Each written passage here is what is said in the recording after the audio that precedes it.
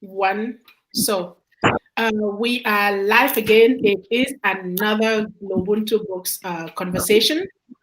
It's Saturday, and this is our day 18. I keep mixing up the days.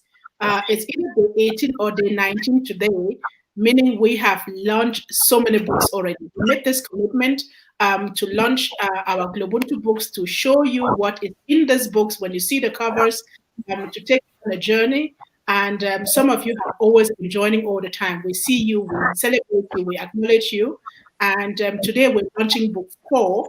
Book four. We're going around Africa and looking for cars made in Africa. We're looking for airplanes invented in Africa. And my name is Ankweta Beatrice Achareke. I'm the serial author of the Africa for Kids book series and the publisher of Globuntubooks. I'm passionate about African stories. I'm passionate about discovering Africa and unleashing Africa and helping us to see Africa through our own eyes. It's a very exciting and fascinating continent that is more rich than many of us know. And the journey the journey of the Africa for Smart Kids book series is to unleash the Africa that we want to see, the Africa that is for us to take pride, to own it, to drive it, and to embrace it with pride. So today, for the first time, my guest is a family from Cape Town. They have read this book. This is the Chikosi's family. In here, we will be joined by, now we have my sisters, Nguisse. She is the mom of three wonderful young girls, creative young girls that are becoming global young authors. They will be joining us in the conversation. And so they have read this book. So we're going to be talking about your impressions about the book. When you read the book, what comes into your mind? What do you see in there? What kind of conversations do you have in the family? And a lot of that. But before we get into it, I want to invite you to kindly introduce yourself. Tell us who you are and yes, and your take on in African inventions. Hello, can you hear me? Yes. Yes, my name is Tembile Chikosi. As Sis Vicious has said, I'm based in Cape Town and I'm a mother of three girls, two of which are homeschooled and the one going to a school in high school. We are very excited about this adventure of discovering books. We've always been a reading family, and now we get to know what happens behind the scenes when a book is being created, which has been an amazing journey. I must say, my girls will say that for themselves. But I myself, even though I'm not part of the class, I always get crush. I'm very happy with what's happening, and a lot of things have opened my eyes in how the book is created. I've got one of the girls here with me, Naledi. Hi, Naledi. Oh, okay, that's Naledi. Naledi, our young upcoming author. Yeah. You want to watch this space because Naledi is writing a book, and very soon you have a book from Naledi in your hands. We'll be launching it right here again. And yes, and hello, Naledi. Hello. Cool. So we'll come back to you. Let's do the round again. Okay. And we have our other studio host. This is Naledi's sister. This is Shimangati. She is an upcoming Globuntubooks young author, and we're currently in a master class. So, Shimangi, we want to introduce yourself and tell us a little bit about, your experience with the Globuntu masterclass, and give us a little bit about what your book is about, but don't say too much. Just a little bit about what your book is going to be about. Okay. My name is Chimangazo Afeziwe Chikos. I'm part of the Chikosi family, and that's my mom and my younger sister. So I've started the Globuntu writing course this month in August.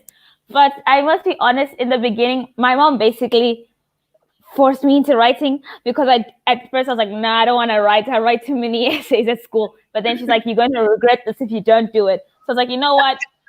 Let's just jump into the waters kind of thing.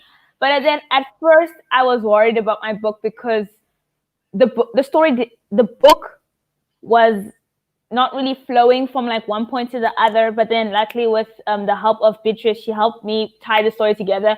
And the basic story line of the book is trying to learn beyond examinations and just learning beyond like lifelong learning. Yes. Nice. So we're looking forward to your book. And let's hear Naledi. Naledi, you're writing a book as well. You are an upcoming Globuntubooks young author. Tell us, what has been your experience with the Globuntubooks masterclass, and what is your book going to be about? Don't say too much. Don't say too much about your book, but tell us who you are. You'll have a beautiful dress. I love your dress. Thank you. I am Narezi Chigosi, and I am writing a book. This book is about cooking, my adventures in the kitchen. Hence the name, Narezi and the Cooking Adventures. So, About yourself. Oh yes, I am 10 years old and I am homeschooled, and I am very glad to be writing a book. Beautiful. I'm very glad to have you in the Globuntu Masterclass. So I see Ali is trying to join us. Her network is still not connected, but she will join. That is going to be our TED Studio host and upcoming young author. So if you're out there on Facebook, please use the comment to join the conversation. Again, it's an open conversation, and in as much as we are launching books, we are igniting a conversation. We are taking you on a journey across Africa to discover people, discover inventions, discover, a lot of creative things and a lot of wonderful things that are on our continent. Ooh, our sister from Germany is already here. She never misses a session. She's our South African sister who is based in Germany. She's doing amazing work. She's a politician and just doing great work with immigrants in Germany. So, sis, we see you. We see you. Greetings from Germany, powerful lady. She says, greetings back to you from home. And today we have our host from Cape Town. It's a family hosting me today, and we're talking about cars and airplanes invented and made in Africa. So, Shimangi, you've read the book Made in Africa, or you've had it. So, what is your first impression about the book? Well, at first I was thinking that the first impression of my book, I didn't really know what it was about, and I didn't exactly know what they were going to be reading about. I thought it was going to be mainly like the smart kids in Africa. They were going to talk about someone who went on and did a lot of smart things, like maybe built some science experiment or went to college quickly. But then when I read the book, then I discovered that it was started as an interview in the beginning, kind of, with the people who were researching the book, saying oh yeah, we started this thing off as a conversation. But then when the more research we did, the more we learned that there was a lot of stuff that was being made in Africa. And this book basically focuses on the automobiles and cars, which actually came at a good time because I was going to write an oral about automobiles and cars. So then I was able to add in some African automobiles and cars. I think I entered the Innocent Jensen Motors. It wasn't Afrikaans, that's why. Yeah. So then I added that into my oral for Afrikaans, just to sort of balance it between the Europeans' cars that they made and also the cars that were made in Africa. Nice. Now, lady, have you had the chance to go through the book?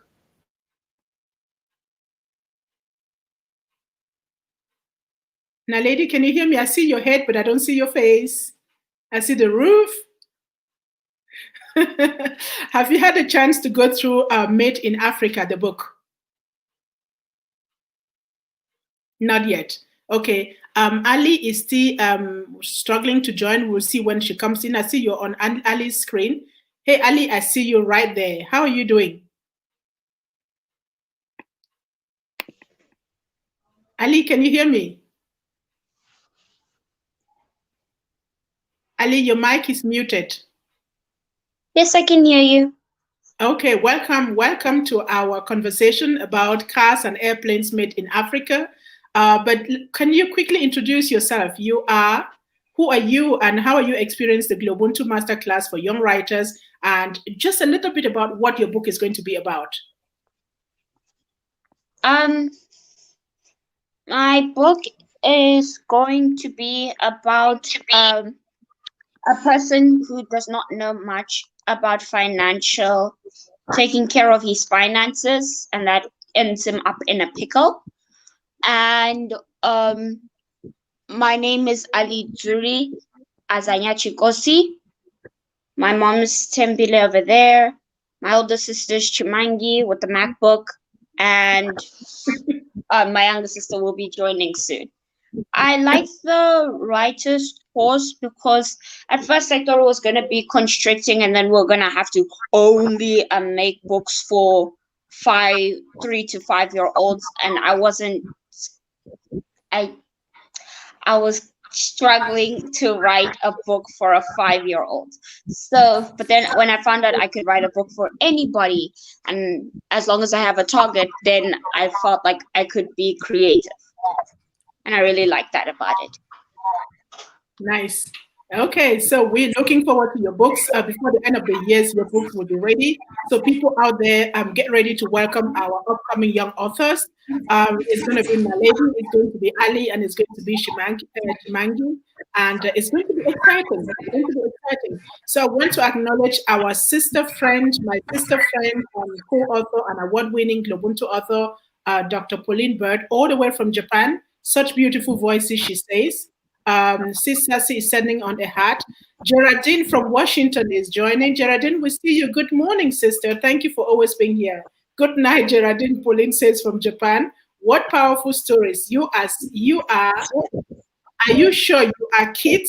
P, these are kids. You must be sure. We are powerful. We are creative. We are ambitious, fearlessly ambitious. We are courageous, and we just own our stories. And we don't talk about it, we show you. So you see on the screen, these are our young authors. Let's go check their ages, please, so you really know that they are kids. Shimangi, how old are you? Can you tell us your age? So Dr. Pauline knows you're really a kid. Shimangi is gone. Shimangi is gone. How old are you, Naledi? I am 10. Naledi is 10. Ali, how old are you? Ali, you're muted. Yes. I am 13. Ali is 13, and Shimangi will tell us her age when she comes. I want Dr. Pauline to hear it from your mouth so she doesn't think you're inventing this. Sorry? Okay. Okay.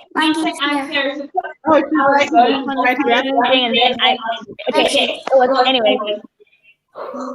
So Shimangi, years old. Tell us how old you are. Okay. Okay, Shimangi? Yeah. How old are you? I am 15 years old, and I'm turning 16 next month, the 6th of September. So, okay. Shimangi is 15 going to 16. This is the age where you write books. This is the age of possibilities, the age of opportunities. And let me ask you girls, what does it feel like to write a book at your age? Because I wrote my first book when I was 46. I always wanted to write a book, but I never wrote a book until when I was 46. So what does this feel like to write a book at your age? Let's start with Naledi. Naledi, you're just 10, where the youngest Globuntubooks author was 8 when she wrote her book anyway. So what does it feel like to write a book at the age of 10?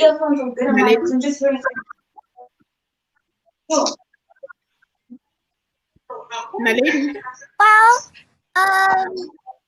I think it's nice, and I think it's a good idea to get your children and your family writing books, because then in a book you can tell all sorts of information that can empower other people, and that information about you and your characters will stay on for years and years and years. You said it all. Beautiful, beautiful.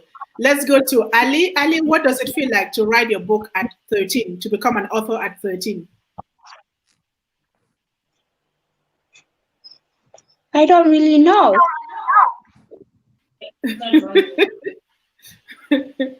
Okay, that's fine. Maybe you know when you have the book in your hand, you're still in the writing process. Let's go to Shimangi. Shimangi, what does it feel like to know that you're gonna have your book at the age of 16? By the time you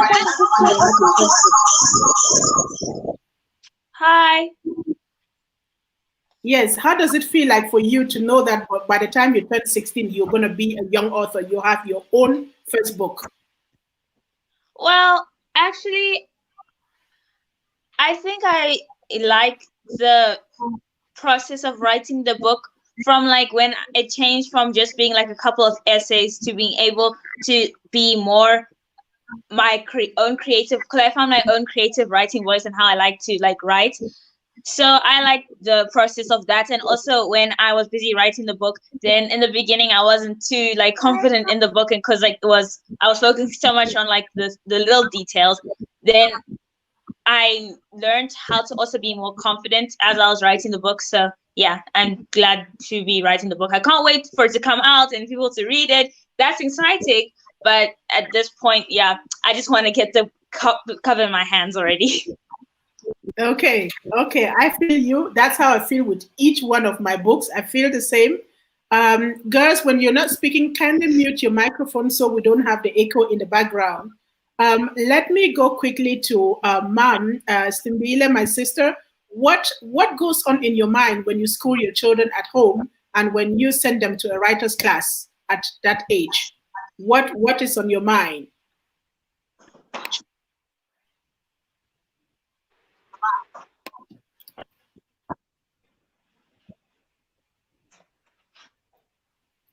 Oh, can you hear me, sis? Thank you, sister. Yeah, there's just a delay. I can hear you though. I think someone is very close to you. Someone is very close to you with the device. That's why we're hearing that echo. Oh, sorry about that. Yes.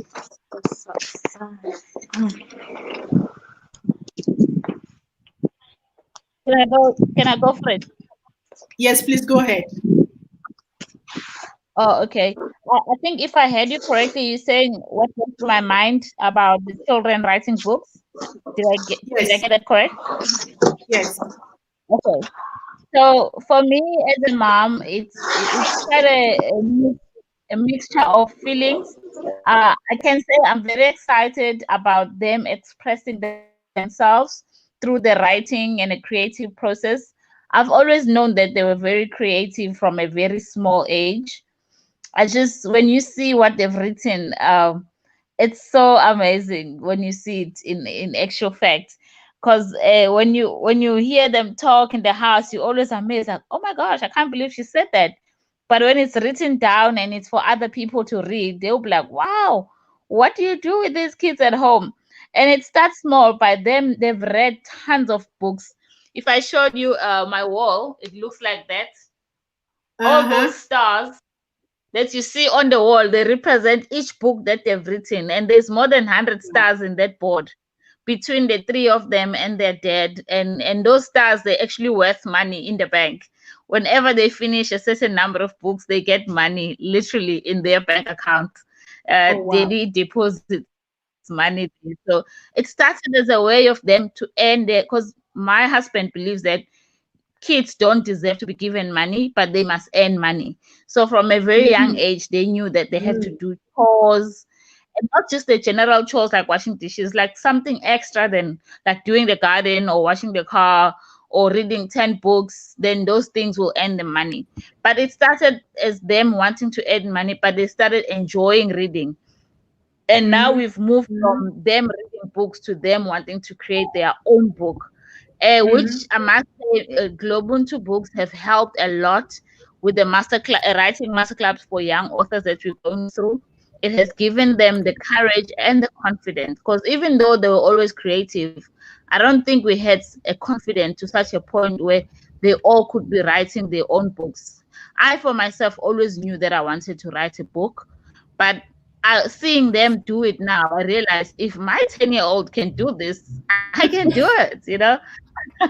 So, and I'm hoping all of the people watching out this live discussion, they can be like, okay, so can I, because there's not enough written content or written body of works out there which is written by Africans. I must say, in Cape Town, that's one of the biggest challenges, getting books or content that is written by other Africans. So we always read stuff that's written from a European perspective or by Europeans themselves. There's not enough African content. So I'm very excited. I wish next year there will be 1,000 more young GloBUNTU authors. That way there'll never be a shortage of African writers. We also got food. You know, I commend you for that. Yeah, sorry, Chimangi, you were saying something. No, I was saying, like, in the beginning, since I like food and big buffets, so then our dad would, he told me that he would take me to Crystal Towers, like one of those hotels, and then you can get like the all-you-can-eat buffet in the morning. And I was just like, if I read 7 books, I can eat all I want in Crystal Towers on a weekend. You know, like a fun thing to do. So, but then afterwards, I was like, you know, I have enough money to buy my own snacks or whatever. I'm just gonna get like cash in the money. And also now my dad told us that we put like a 50 Rand deposit somewhere else so that we can like invest money and like have the money grow somewhere else. Yeah. You know what? There's so much in your house. I would love to have another conversation. So we just talk about money education, you know, financial education. I think you have so much that you can share as a family with other families. So, you know, you learn how to earn money, to manage money, to grow money as you grow up. So I bet that your books will definitely get you there, you know, to earning more money.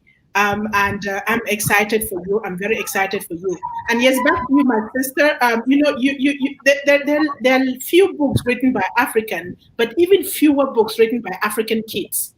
You know, kids are the greatest consumers of books written by adults. And what Globuntubooks is out to do is to make sure that we get children to write, because there's so much that we can learn from kids. You know, when these kids get into the master class and you hear them talk, you know, you can just sit down, just sit back and listen to them and learn from them. And there's so much that comes out, you know, when they get the platform to express themselves. So I'm really, really very happy that, you know, you realize that and that the kids are in this master class. So we're here today to launch the 4th Globuntu Books number 4. We will definitely come back to a deeper conversation in your house just to learn from you. Homeschooling, financial education, getting kids to write. There is a huge part in there that we want to be inspired by. So before we get into the book, I want to pick what is up there on Facebook. Pauline says, I feel so honored to hear them. Geraldine says, wonderful children. This is all the way from Japan and Washington, respectively. Pauline says, can you mute? Okay, the mic is muted already. She says, no, awesome, brimming with confidence. Nampumelelo, I see you. Greetings, sister. She says, proud mom. And Pauline says, I like the idea of earning. It helps them value their labor. Yes. I want that venture, mom. So you're being acknowledged on Facebook. Thank you for your contributions. Please, you can ask questions or, you know, put up your ideas. We see you. I want us, as we do the books, to rush into it. I will share my screen so that we see what we're talking about in the book. You know, when we're talking about cars made in Africa, airplanes invented in Africa, people may ask themselves the questions, cars made in Africa? You know, one of the things that I hear from many people is, the cars that are in this book, when I talk about them, people are like, are they made in Africa? Do we have cars made in Africa? It's amazing how much Africa is underestimated. It is just so amazing when you go in search of what is done in Africa that we should know about. You really get surprised. You get very surprised at what you find. So let us go straight to the book, and I will show you what is in this book. You may know some of the things that are here, but you may also discover a few things when you're ready to buy a car and you're in Africa. You may really want to look for some of these cars. So let me go to my screen. Right here is our book 4, and I'm going to share it again with you from the title page right down, but very, very quickly. So in book 4, we are going in search of airplanes and cars made in Africa. I'll need to reduce my screen so we can see everything that is in there. So allowed me to do that. So that is the cover page, and I'm not going to waste time there in all this information. In the books, you always find somewhere boxes with quotes. Some of them are inspirations. Like here, this one is from Nelson Mandela. Western civilization has not entirely robbed me of my African background. I like that. So I put them in there for you people to see and to be inspired by. So in this book, we have just 4 chapters. And chapter 1, after we meet our characters as we normally do, our storytellers, we ask the question, we go after the question as to how creative people are in Africa. We look for airplanes and helicopters invented in Africa or being created in Africa, and then we go look for automobiles. And so the journey goes right on from here with our characters. I think I'll read this quote for you. When you have made it in life, you must give back the people who made you. This is from Aliko Dangote. He's one of the richest men in Africa from Nigeria. And I pick up those quotes from people who have made it to remind us of who we are and what our responsibility is. And again, in this book now, you see our characters, they are dressed differently again. If you've been following the conversation, you'll know that I dress my storytellers always differently. I take them to different African countries and let their dressing tell another story. So now they're dressed in the Senegalese dresses, and the head wrap is very much Nigerian. You see Atabong dresses like a typical Senegalese or a Muslim African or West African. Prince dresses like, in Aguada. Aguada is very much used in Nigeria and in other Muslim African countries. So I dress them up that way to tell a story. And Mosquito Zangalo is always the same. Mosquito Zangalo is that one who asks questions and challenges you to understand what you have learned. Now, the first chapter is how creative is Africa. So they're just kind of talking about their perceptions of Africa, what they hear about Africa, if there is anything creative about Africa, what is it that they're going to find? That is the conversation that is going on here. And in between, you'll find these quotations again. Now, in chapter 2, they have noticed that there are airplanes and helicopters invented in Africa. So what you see is you see the map of Africa, you see the country that they're talking about, where the invention is, and you see the flag. Okay, it's all in there for you to see. And the first person that they're introducing to you is young Emmanuel Okekunle, who is an inventor of a helicopter. This is his invention. This young 14 years old has invented more than 12 helicopters and devices and equipment that can be used for aviation and other kinds of things. You just need to read the book to be able to see him. And in the book, I always put up the links. Some of them are on YouTube, so you can go watch the videos by yourself. This is one of his inventions. It's a helicopter that he's building. Some people may say helicopter, but this is the invention stage. I want people to see that young Africans are creative. They are inventing these things. It may not already have been in the level that you know a helicopter to be, but I want you to see that they are creative and they are inventing. Now, Nigeria has a whole lot of inventors. This is our second inventor in Nigeria, is Kihinde. Kihinde has invented, amphibious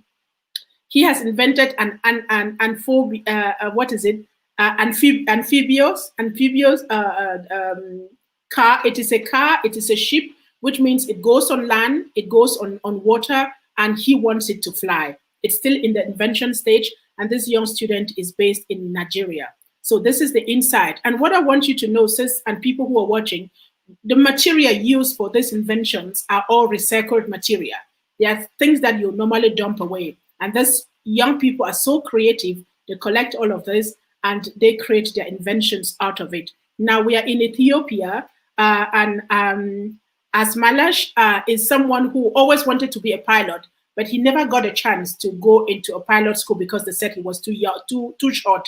They said he was too short when he applied. So he decided to create his own helicopters. And these helicopters are still out there. He's still testing them, but he's developing them. Some of them are flying. They're flying. So I want people to meet him. Now we go to DRC and meet Patrice Keka. Patrice Keka is an inventor of our first our very first rocket.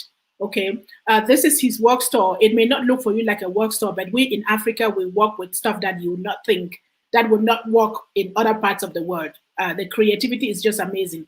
And here are some of the some of the rockets that he has invented.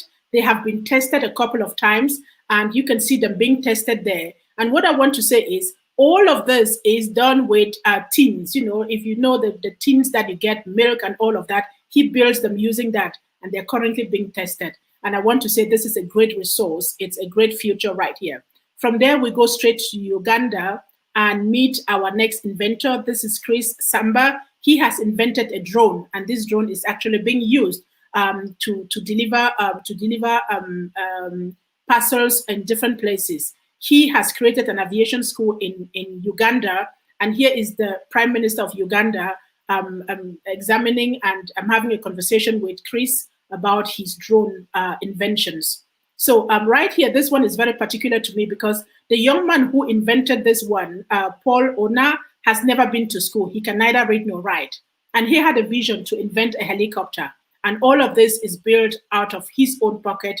This is where he lives with his family, 2 girls and his wife. And he invented this thing. It's currently being built. So this is how Creative Africa is, you know, just part of the creativity of Africa.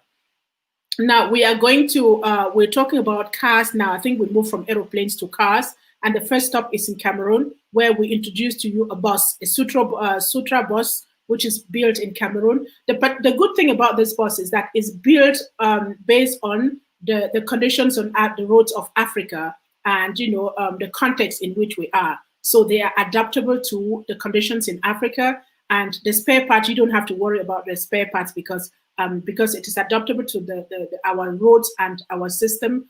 It's easy to get spare parts of this bus. Now from there, we're going right straight to Ghana. Ghana has some beautiful cars also built.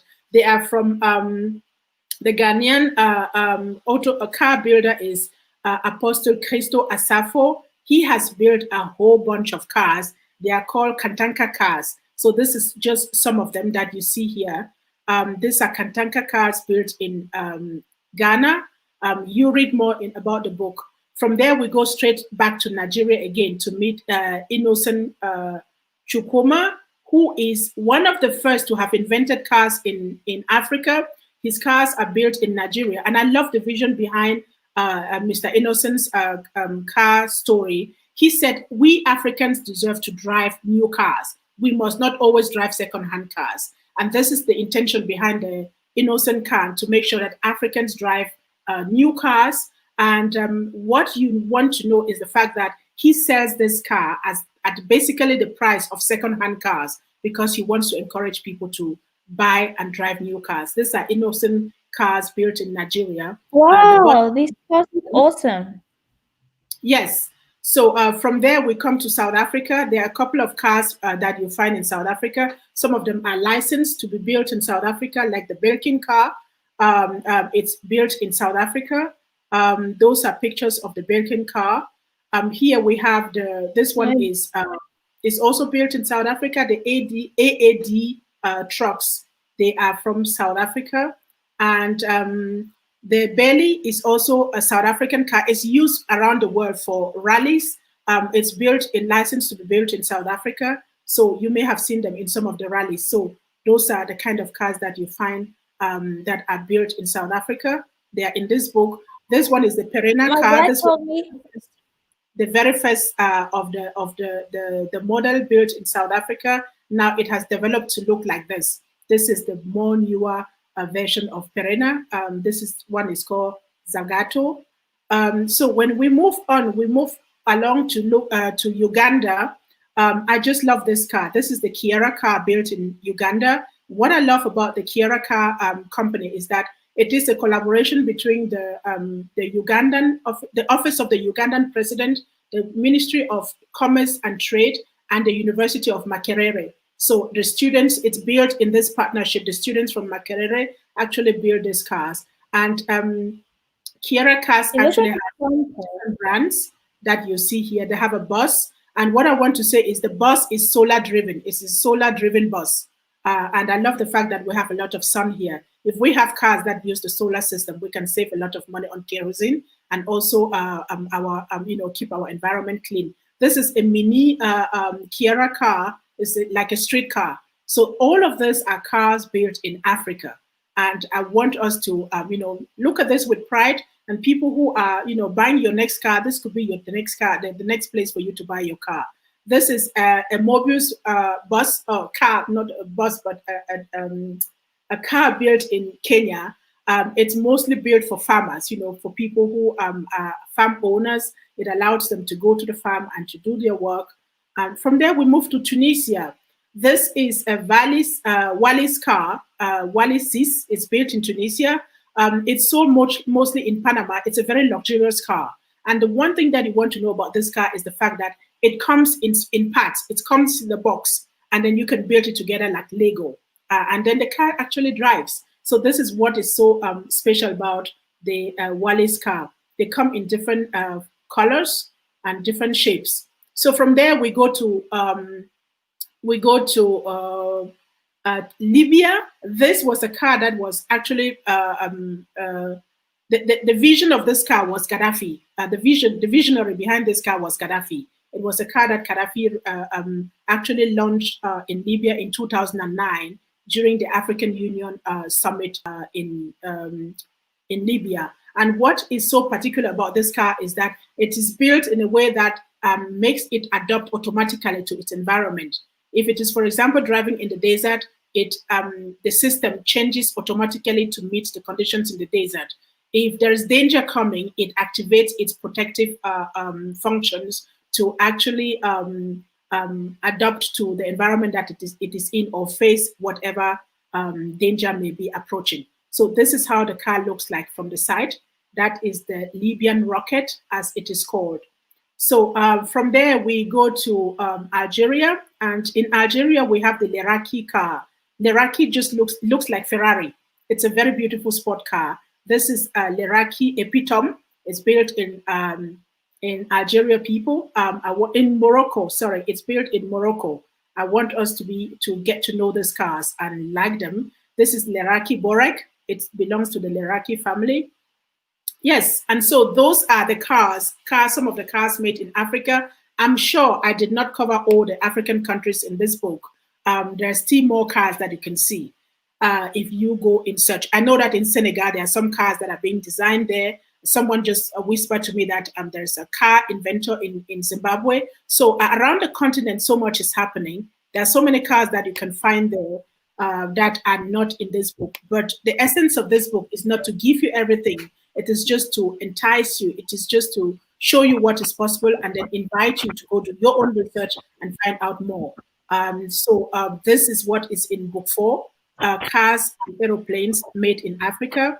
Like every GloBUNTU book, you find again the Vision Life Plan. We want you to grow from book to book. When you read the book, we want you to go do that exercise and see what is it. Thank you, Shimangi. I see you giving an applause.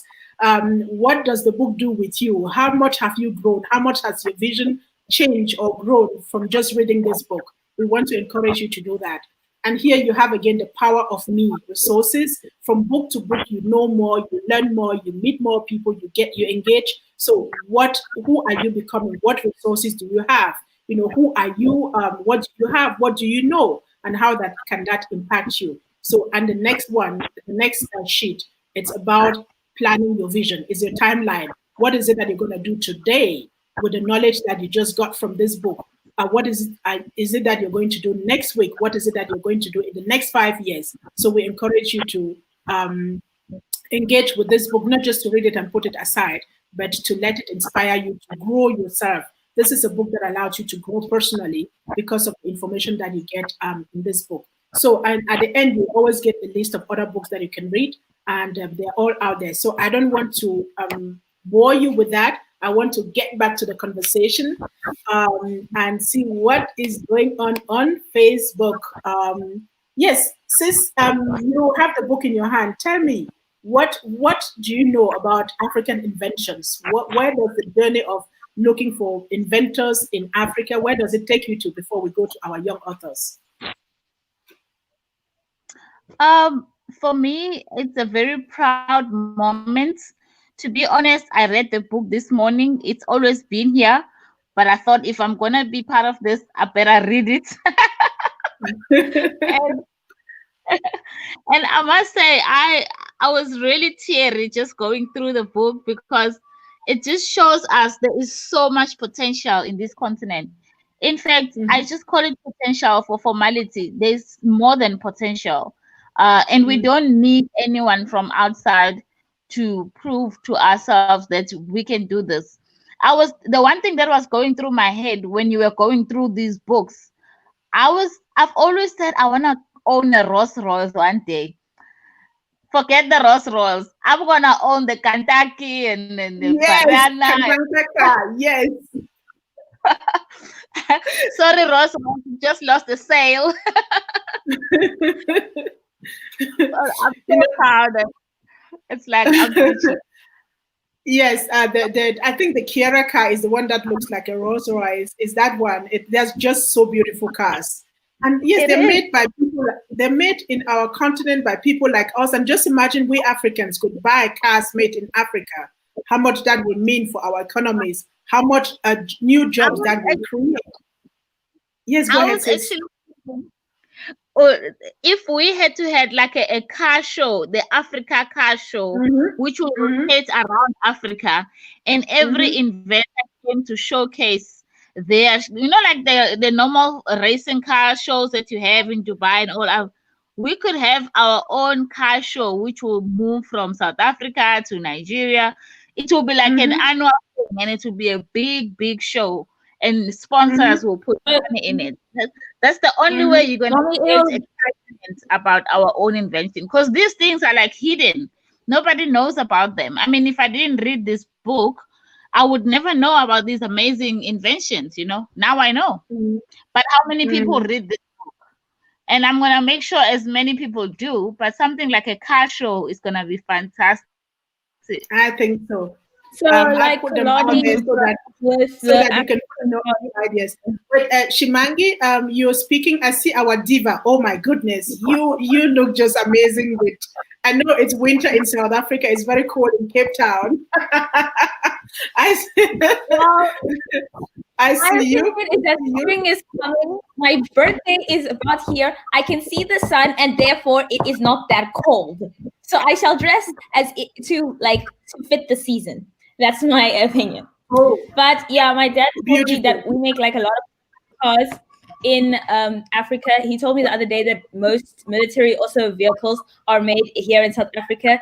And I understand Omi's point. We could also we have a place called Kalani where they do all their racing cars. Like we can drive cars that were made in Africa or South Africa within those cars because they drive those big fancy race cars. And also, I feel like I heard a question somewhere saying that how are kids coping with lockdown and how's it different for being homeschooled and regular times? Well, the thing is that Mhm. it depends on how much dedication the child has towards schooling to see whether or not they will cope. So if the child is a person who needs to be nagged by the teacher or like pestered to do their work, they won't really cope. And when they come back to school, it will kind of be harder per se. But the difference between homeschool and home education is while homeschool, you're still at school, but you're just at home. Home education is that your parents are actually teaching you, and there's no actual registrations that you can follow because if you're homeschooled, you're still registered with the government, and technically, you're not. Your parents are not actually teaching you. You know what I mean? It's more like you are just that's the difference between homeschool and home education. So home education is your parents are actually teaching you, and homeschool is like the school is teaching you, but you're just at home. Mhm. And the kids who cope with Mhm. and the kids, I feel sorry for the grade 12s. I'm sorry. Like the kids in public school, like they might only finish like next year, like halfway in March. But I think it's better if you leave grade 12 with the full knowledge than rather just running off to university and you don't understand yet because it's not going to really help you in the long run. But at the same time, I feel so sorry for them because we went into another lockdown thing. But yeah, so yeah, So the expert is speaking. Shimangi's book is going to be on education, homeschooling. So you can be ready that you're going to have a great conversation. You see how articulated she is, and you see how, she knows the fine line, the difference between homeschooling and home education and all of that. So it's going to be an exciting book that we'll look at. And I'm happy that you are, your family, your dad and your mom, they encourage you to read a whole lot of African books. I think you're doing Afrocentric education. So you are learning a whole lot about Africa. And yes, I'm ready to, I'm so excited to have to learn from you as well. The things that you've learned, I want to learn from you. And we will certainly be having a conversation again, on all the things that you've learned at home. And so let's see.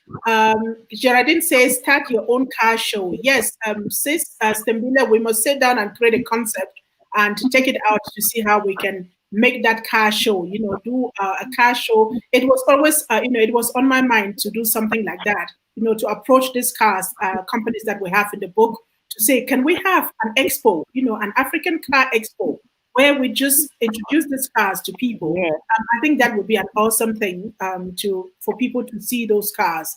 The thing is, we're so far. I haven't seen a Kiera car in South Africa. Well, we're locked down. I haven't been on the street for quite some time. I haven't seen a Kantan car around. So just imagine, and I know my sister Jamila had great ideas in her head when it comes to all these African cars as well. So I'm happy that, the books, Africa for Smart Kids books, exposing us to what we have on the continent, and that this information is empowering us, but giving us a lot of self-pride.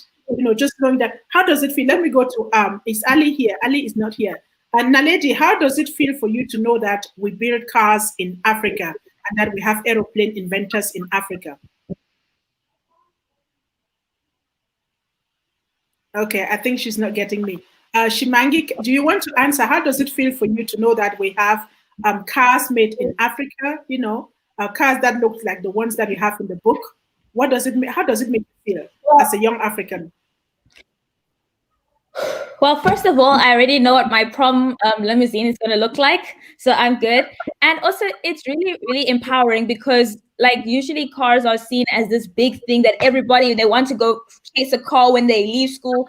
And it feels empowering because cars are seen as a thing that guys like. So it's very, very empowering to know that in your own country, people are making cars and people are doing, African people are doing things, great things that you wouldn't know about unless you do the research, because this is only just the cars. So imagine if they're doing so much with cars and African people are making so many inventions, what more do we not know, and what more, you just want to know more kind of thing.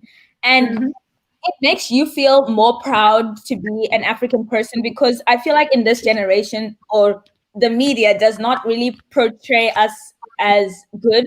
At the same time, the media does in general portray people negatively, because the truth is that negative news sells. You won't go buy shoes. Oh my gosh, she wrote a blog and she is now successful. Fantastic. Or they say, COVID-19 lockdown, the cases have dropped or the cases have rise to 5 million. Everyone's going to buy it because they want to know that kind of information. So when you go and try and discover more about yourself and your people by yourself, it kind of takes away from the power that the media has over you per se, or it kind of takes away that thing of other people affect what you think about yourself, and more of, well, I know who I am, so yeah. Okay. And this is a 15 years old speaking. And you're very right. When I was doing research, I came across so many other inventions. When you see the book, it says book 1. Inside it says book 1, because I came across so many other inventions that I thought I will have to do a book 2. And talking about inventions, you find them in the medical field. There is a Cameroonian who invented a device. It's an app that allows you to test your blood pressure. and the test, the result is sent immediately to a pharmacy or to your doctor, and so the doctor can know what is happening to you and can, give you instructions on what to do. That is just one of them. It's now being used in many places in the world. In the area of agriculture, there are a lot of inventions. In the area of money management, there is a lot of inventions. In the area of solar energy, so much is being invented. There was the case of this 4 young female students in Nigeria who invented petrol out of urine. It may sound awkward, but so much is going on around the continent. And I think, Sister Astambile, you said something. You said something about another invention that in Nigeria. Yes, it's an app that was created by a wonderful guy in Nigeria.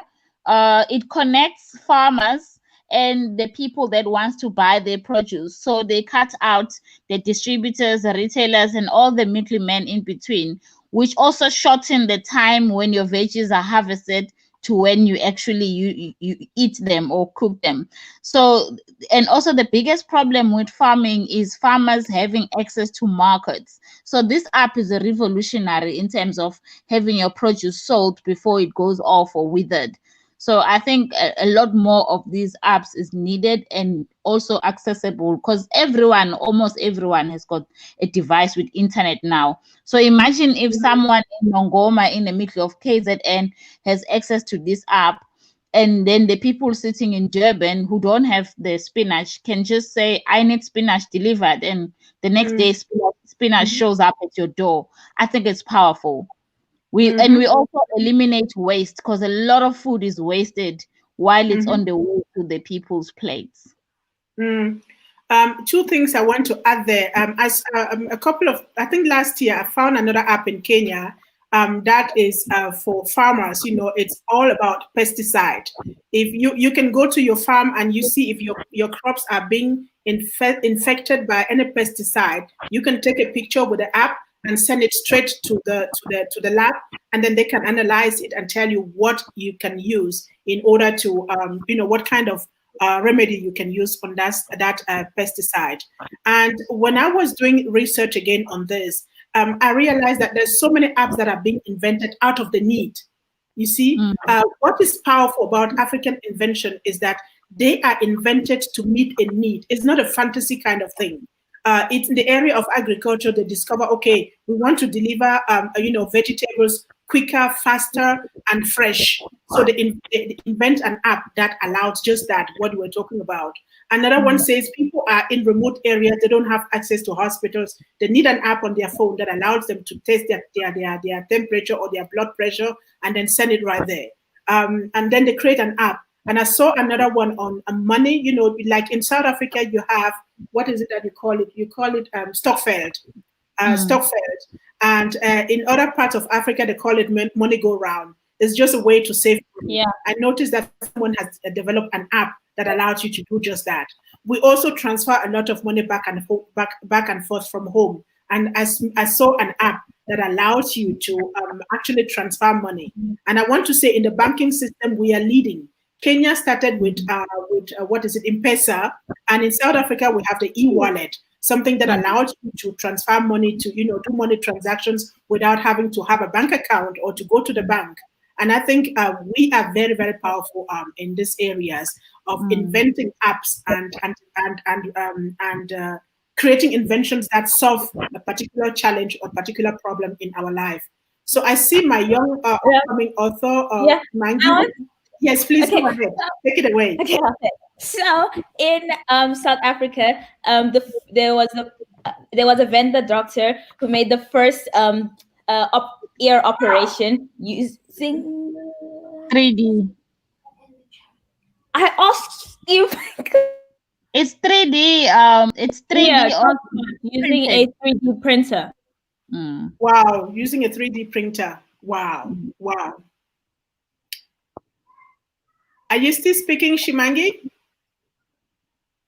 My sister got upset with me because I said what she said, that there was a vendor ear doctor that did an operation with a 3D ear, and then afterwards her mic, one of her mics is not working, and then I asked her, I'm talking to Ali, and then she didn't reply. So then I was like, then I was doing some sign language on the side saying, can I say it? And now she's getting mad at me, but she's not that mad. but it's all right. Yes, okay.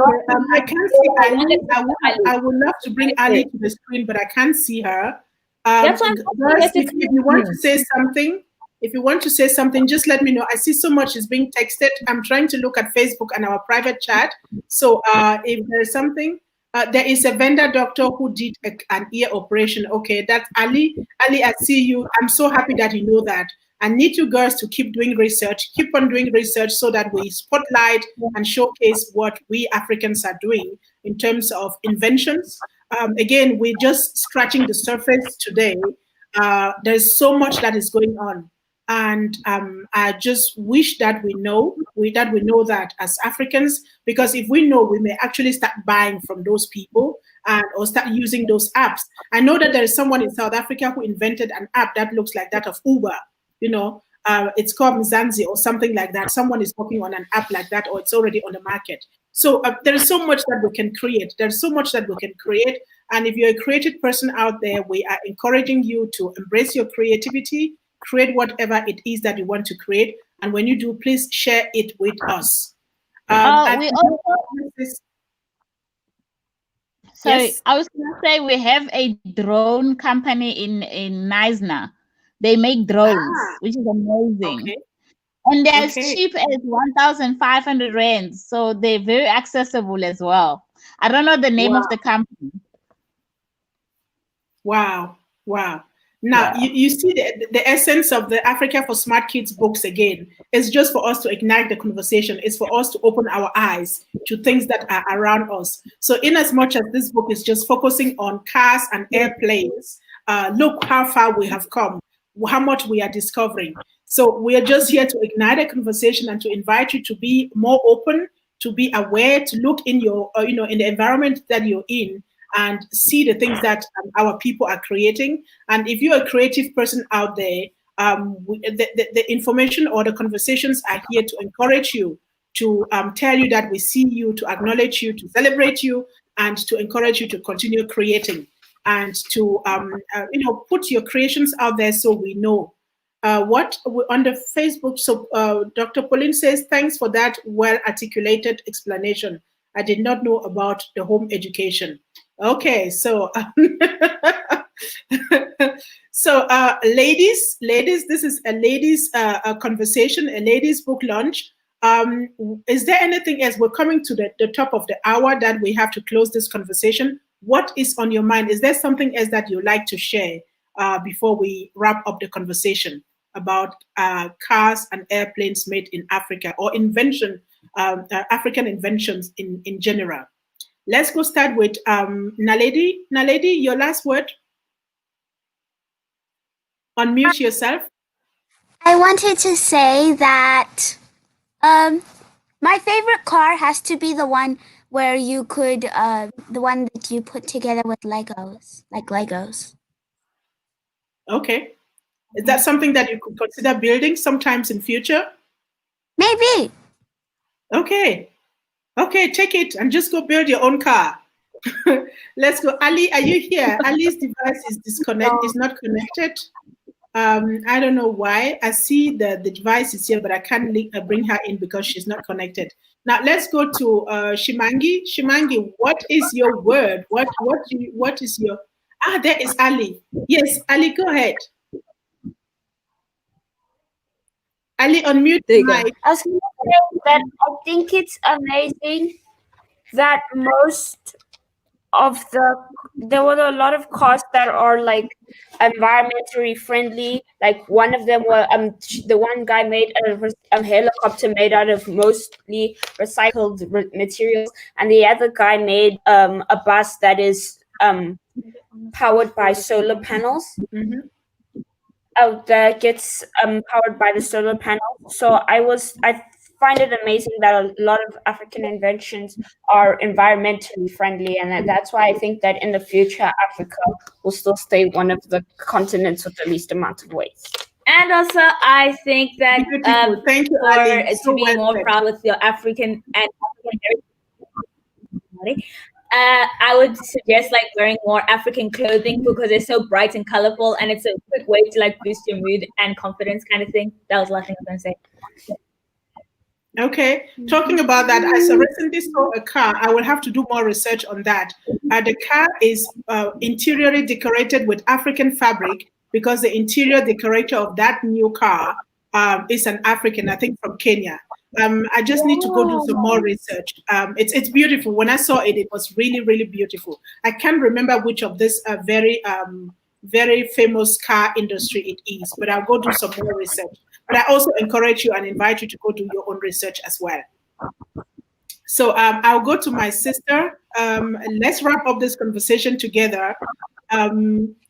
Yes, made in Africa, inventions, being Africans and, Africans at this time and seeing what is going on, in on our continent. Your final thoughts before we wrap up the conversation. Yes, I just want to say I have never been prouder of being an African right now. And I think the sky is the limit. And I'm looking forward to attending that show with our friend on the chat. They must invite me on Facebook because we must organize. So I'm really excited. Thank you so much for organizing this book launch. I think a lot of people must go out and buy this book for the children. I'm gonna bring it close. Please go out and buy this book. The reason why I say that, I studied science and engineering, and for as long as I remember, I've never seen a Kumalo or a Ndlovu or a Zulu in the book where they were talking about so and so Einstein invented that. It was always names from other European countries. And to think that I could have been learning by Ashlam and all the other great inventors, I feel robbed as a child. I think I should have learned about those people. And it's so unfair that I have to learn about Einstein, which he was a great scientist. I take nothing away from him, but it would have been so amazing to see an African name in the science books. And I challenge all our young authors, for the next science books going to schools, I need to see these inventions when they explain gravity, when they explain all the concepts of science. They need to make references to the inventors in this book, because it is criminal not to put them in the books. It is criminal not to get children, African children, to know about these and make science. Because for me, if science talk about these people, a lot of children in Africa would love maths and science. This myth about maths and science is too difficult and people don't like it, it's a lie.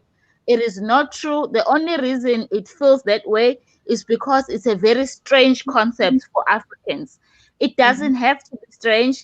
You can bring it home. If you talk about a Malawian boy, Kamkwamba, who built a windmill out of scrapyard materials, that is a heartwarming story, which will make me more interested in science. To say, science doesn't have to be polished and glamorous like in German. Science can be the scraps you find at the dump sites, and you make something beautiful out of that.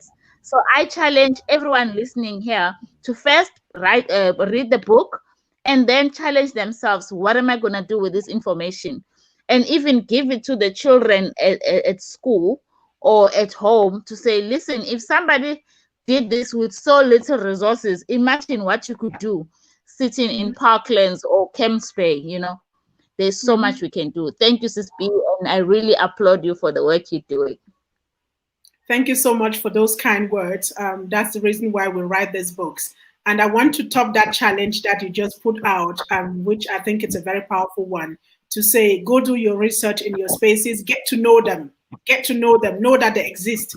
Even if before you think about what you want to do with it, know what is being done in your space, because when you know, it can either inspire you to do something new, it can inspire you to, start something to share with someone. It will definitely make you proud to be an African. And, knowledge is something very, very powerful. And look in your countries, look in your immediate environment to see who are the inventors there, what are they inventing, share it with other people. And let's be proud about that. Maybe when you share, someone can be inspired. When I set out to write this book, I did not know what I was going to find, but I knew I was going to look for cars made in Africa. I just knew the Kantanka cars. And on the way, I found all the other great cars that are in the book. So when you set out on that journey, you're definitely going to find a whole lot of things that will make you proud. And that could already be an object of your own book. Top what I have done. Top what I have done with your own research and your own book. And if you don't know how to write it, come to a Globuntubooks masterclass or inbox me and we'll help you to write that book. There can be more books on the market. We need to put out there, make visible what we're doing on the continent so that we are not always seen from the negative perspective, as has always been the case. So Geraldine says, I will join you in South Africa at the first African car show. Geraldine, we take you by word. We don't know how long it's going to take for us to have that show, but you ignited that conversation and we see that you're on board. So we're definitely going to put our heads together. It's not something that one person can do, not two person. It's something that you can be done as a collective. And I think, it can be something really, really great. So people, thank you so much for joining this conversation. Again, it was the first time to have a whole family of girls to join me in the conversation. It was the first time to have our upcoming young authors to have me in the conversation. I hope you enjoyed it as much as I did. And today is Saturday. The next book launch is going to be on Monday. And on Monday, we're going back to history. We'll be asking ourselves the question as to what is colonization. So it is going to be a heavy historical conversation, and I'm looking forward to that. Again, if you like these conversations here, please share the link, the videos with someone. It may inspire someone. It may ignite creativity in someone.